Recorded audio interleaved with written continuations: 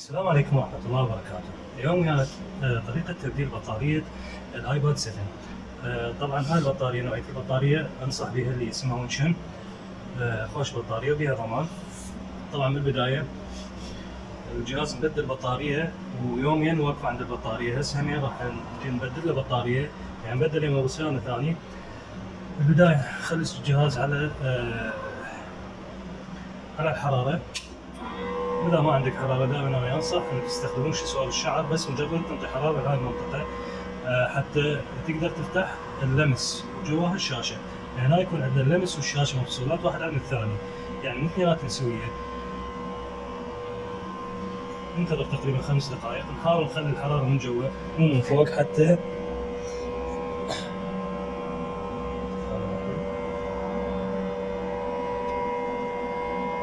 نقطع على حرارة 100. خلي الحرارة من جوا من فوق حتى الشاشة لا تتذاوب، اللمس ما يتذاوب الحرارة كذلك.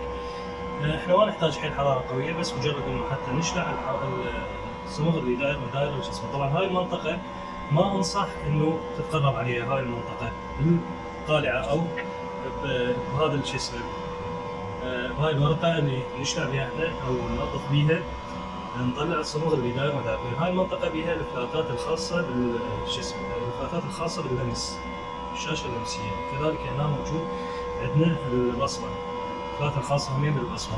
فأنصح إنه من ترفعوها من هاي المنطقة ومن هاي المنطقة على كيفكم شوية، يلا ترفعوها، ممكن تظل حرارة كذلك وترفعوها.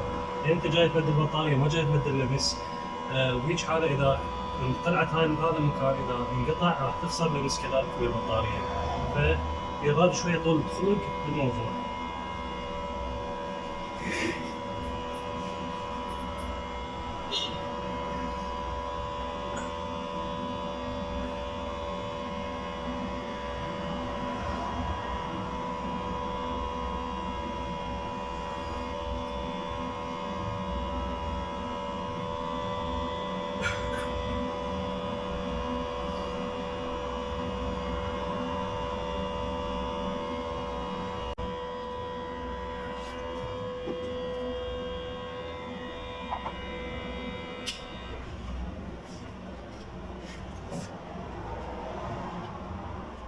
نبلش نشوف الزاوية لازم ناعمة تكون. نبلش ندخل، نحاول ندفع وندخل.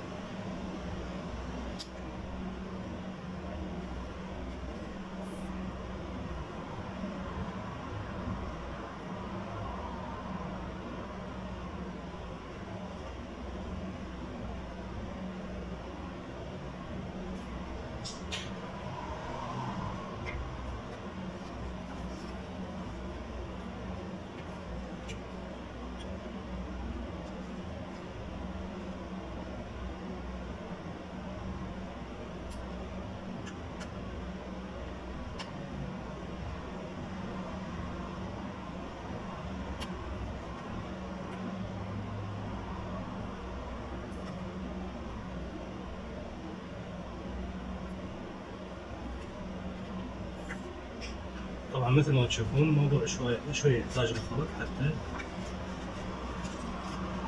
نقدر نفتحه، لأن اللي قبلي حاط الصمغ شوية قوي. هاي المنطقة نكون حذرين وعلى كيفنا. اوكي،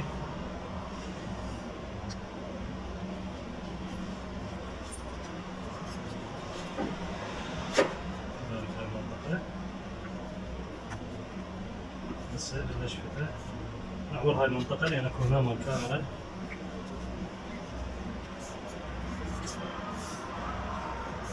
دائما نحاول ما نوصل حدنا لهنا، يعني ما نروح كثير بعيد. هاي المنطقة نتركها.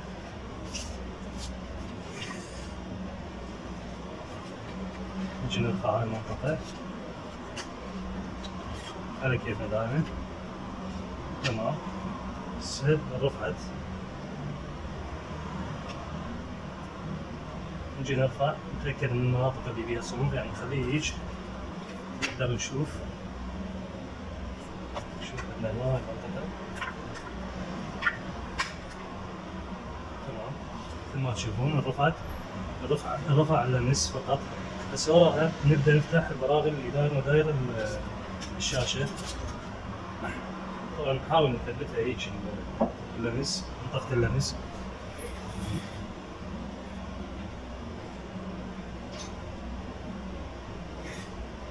نبدأ نفتح بيها.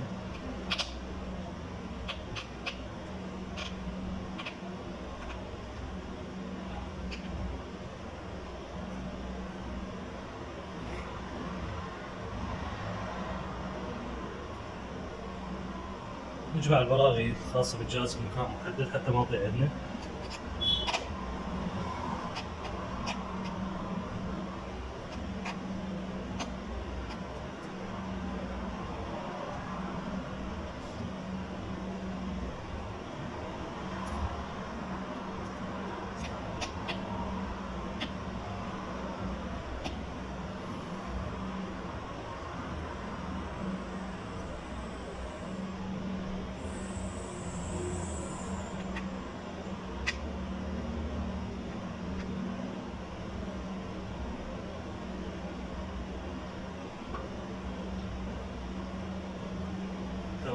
شلون نرفع الشاشة؟ نحاول نرفعها من هنا، ندخل اصبعنا بالاسفل، نرفعها بهاي الطريقة مثل ما تشوفون. المفروض هنا بالحالات يعني الموبايل اذا جديد او ما هاي المنطقة يصير بيها غطاء، بيها 3 براغي تفتحها وترفعها، بس بالسيارة اللي قبلي الظاهر شالوا الغطاء.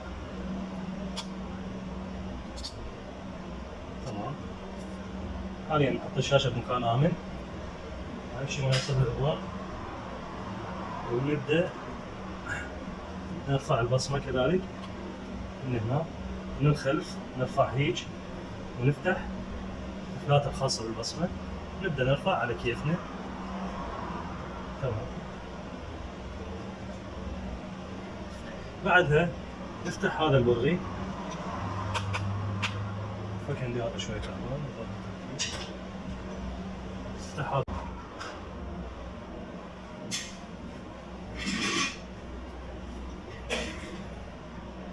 هذا البرغي. تمام. ونبدأ شنو نرفع من الأسفل، ندخل هاي شو اسمه من الأسفل حتى نشيل شوك وصمغ جوا. مثل ما تشوفون هاي الرفعة الثانية كذلك.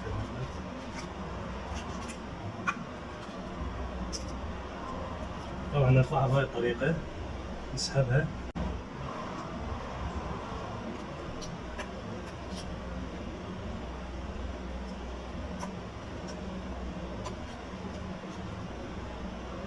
تمام.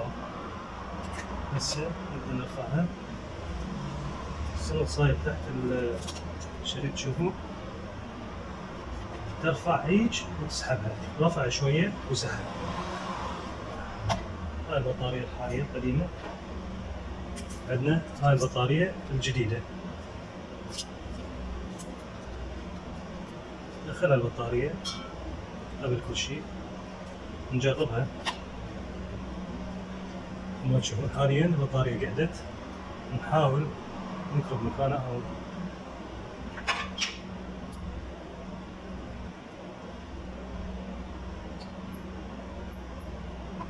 تمام. حلو. هسه نرجع البداية اللمس مالتها.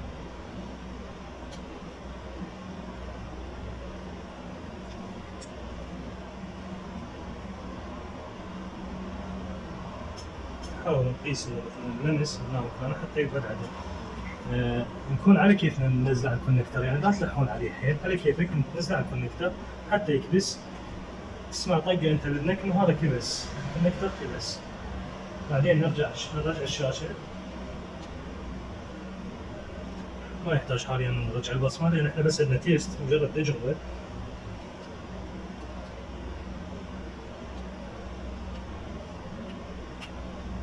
كذلك نرجع الشاشه، نحاول ان نسمع طقه مال الشاشه وبعدين نرجعها، يعني ننزلها عفوا.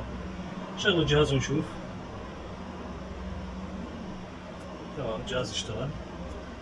خلينا نشوف نجرب كتجربة بسيطة، نشوف البطارية مالتها نسبتها تعبانة، ونشوفها على الشحن ايش قد راح يسحب شحن. يعني هاي الأجهزة شوية تسحب شحن أكثر من الأجهزة البقية. راح أسرع لكم الفيديو وأرجع لكم.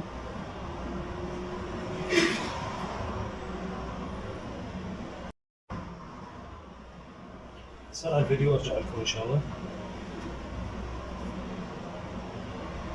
خلاص نظف اللمس، نرفع الشاشة، نرفع البطارية من جديد، نلزقها.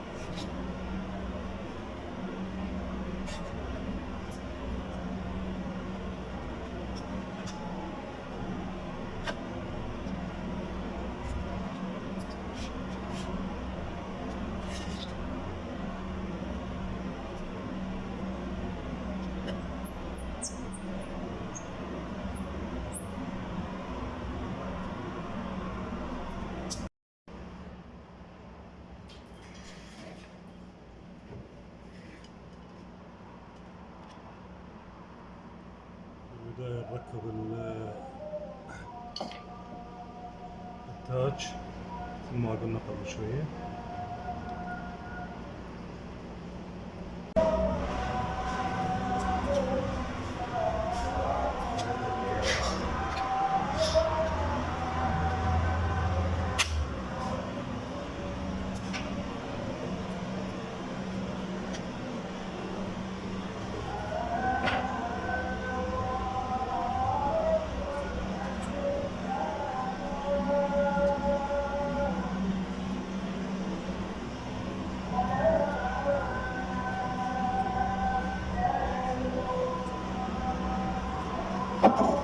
نركب الرسمة، نتأكد إنه قاعدة صحيح.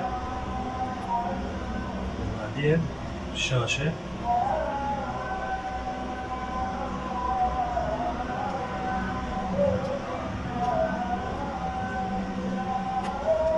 تمام. حاليا كل شي قاعد بمكانه.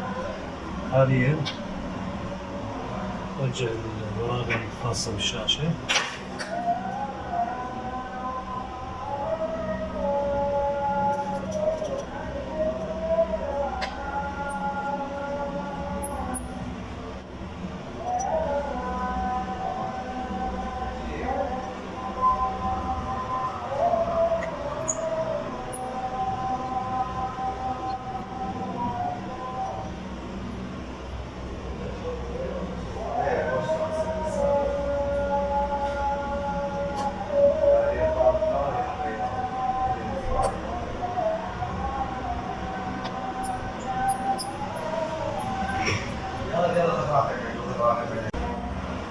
هذا الصمغ داير من داير شو اسمه حتى يقضب. هذا خاص طبعا بالشاشات.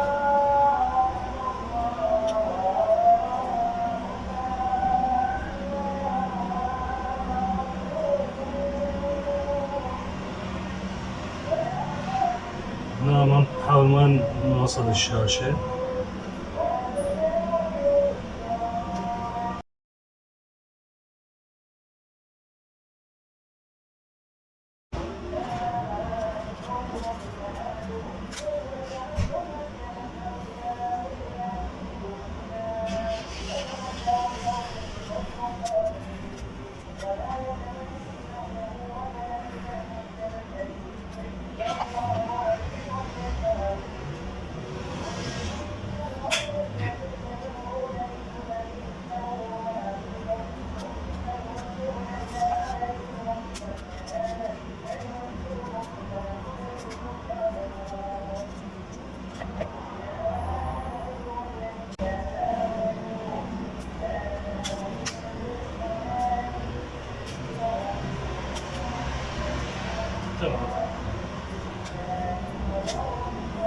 هذه مثل ما تشوفون انتظر هذا نخلي الصوف اللي خاص مع الشاشة تقرأ تقريبا ساعتين حتى يكبس يقعد بمكانه.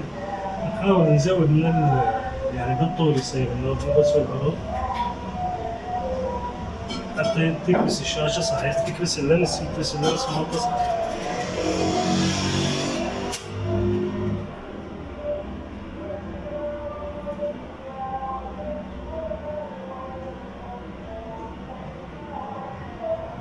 تمام.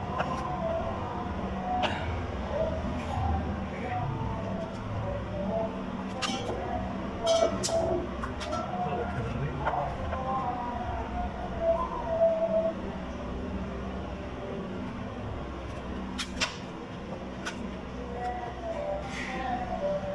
طبعا اتمنى ان تشتركون بالقناة ولا تنسون الضغط على زر الاعجاب. تحياتي.